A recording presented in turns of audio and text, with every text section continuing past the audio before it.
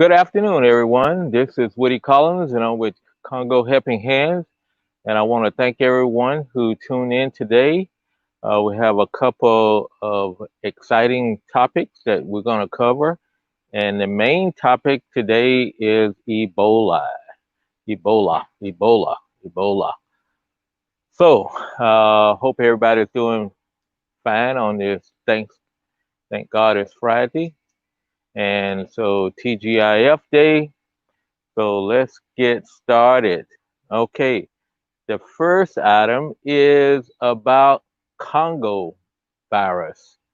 I was reading, I do an alert, a Google alert, where you put in keywords and Google will give you uh, all the articles that has your keywords in it for the day.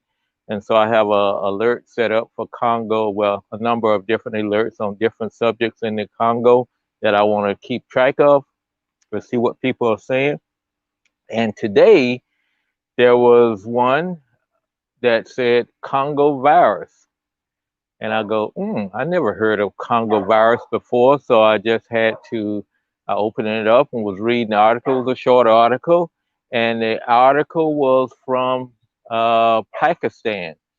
And they were talking about one person had died from the Ebola.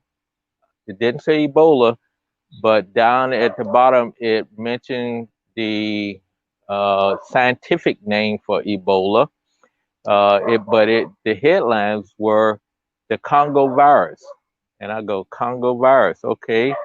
And if it wasn't for that description at the very bottom that talked about the hemorrhagic virus and so forth and so on, I would have never known that they were referring to Congo virus.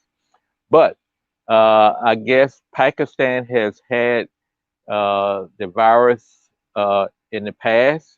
I did not know that, but most recently, I was looking at that Pakistan had UN troops. The UN rent soldiers from different countries to do peacekeeping operations in the Congo. So there's a contingent of Pakistanis that's in the eastern Congo, that was over in the eastern Congo while the virus was active over there. The Ebola virus was active. And so they were there at the time. So I don't know whether they took it back with them or whether this is another case, but I figure probably in the next few days that it will come out whether the signature, the genetic signature of the virus that this person died from in Pakistan is the same virus that was prevalent in Eastern Congo, because they do analysis to see whether it's a different strand or not. So it's going to be interesting. But the thing that the more and more I started thinking about it was, why did the Pakistani government, the newspaper in Pakistan, list it as Congo virus versus Ebola, whatever the case may be? Because when Ebola was first identified back in 1976, it was identified in the Congo, but the scientist who was working on it, named it Ebola so that it would not be associated with Congo.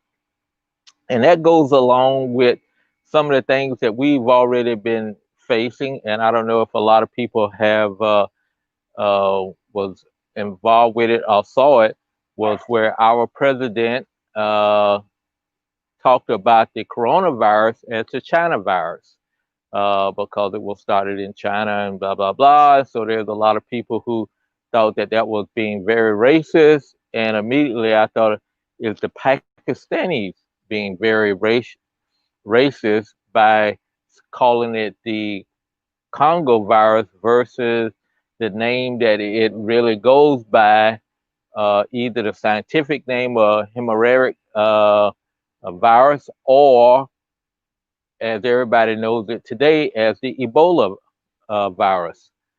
So it just kind of thought, well, you know, I think that was being, to me, I thought it was being a little racist and pointed, and I don't know, but I would, you know, the more and more I thought about it, I got a little ticked off because I thought, well, if you picked up the virus from Congo, one of your troops there, uh, the U.S., the UN pays those troops very handedly and pays them more than that. They pays the government more than what it actually costs uh, to pay their soldiers and to feed them and do all those type things. It's quite a bonus, and a lot of these poor nations have used the UN as a fundraiser. They will send off a battalion of troops to these places just so that they can get money from these locations. Excuse me, let me turn on the comments to make sure that if anybody comments that I can see it. But uh, so that's kind of like what you know I'm dealing with is I don't know whether it was. I think it was. I don't know. I cannot say I don't think it was. I think it was, to me, it was a clear sign of, yeah, let's call it Congo virus versus Ebola or anything else to identify that it's associated with the Congo, where they visited and made buku money for their soldiers and stuff like that. So shame on them, and we'll let it go at that. So, but back to the outbreak that's going on in Western Congo, closer to Kinshasa. We It's up to 86 cases now, and so it's still going on, and there is no end in sight. Meaning to say is typically you have no cases for 42 days, and then that's when they declare um, that the outbreak is over with. So they haven't even got to the point where they have went a consecutive week without increasing in cases, which is they're going to have to go through 6 weeks. So it is still going on and increasing. So, you know, if we don't get any cases for a week, then it may be slowing down. But in the case of what was going on in Eastern Congo, they went through many weeks of having no cases. And I said many, maybe 3 or 4 weeks.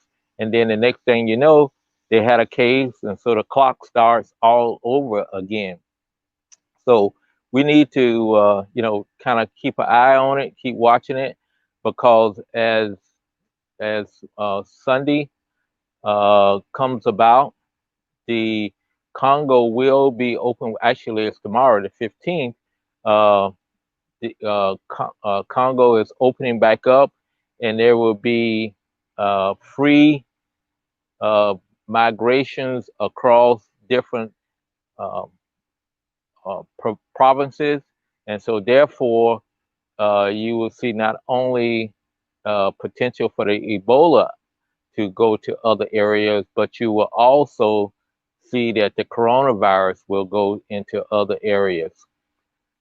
So, you know, got a little upset today, them calling the Pakistani newspaper calling it the Congo virus versus the Ebola virus.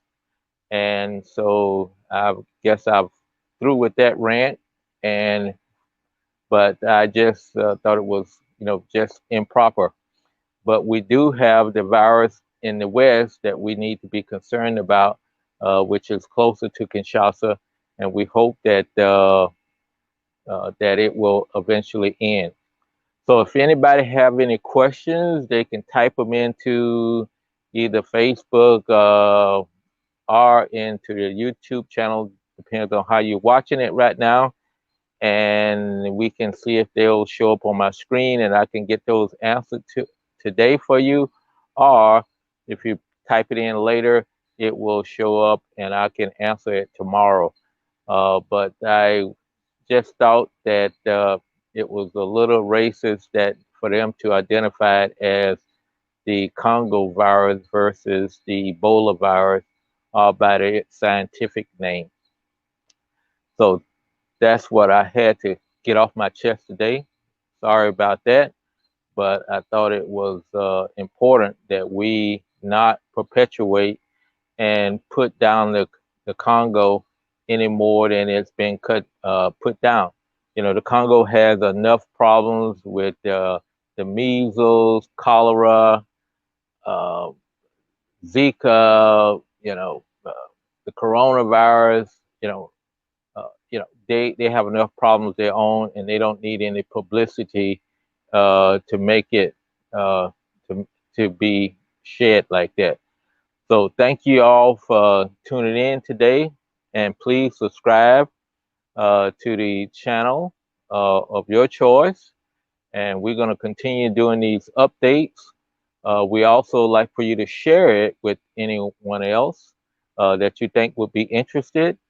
And finally, send in your questions and comments. I would like to know whether you thought it was a little bit over the top, a little bit racist for the Pakistani newspaper to call it the Congo virus versus the Ebola virus or whatever the case they wanted to use other than Congo, which probably it may have been the origin of that strand, but we don't know for sure. But just by calling it the Congo virus, it uh, kind of upset me a little bit. So thank you again for tuning in, and we'd like for you to have a nice weekend.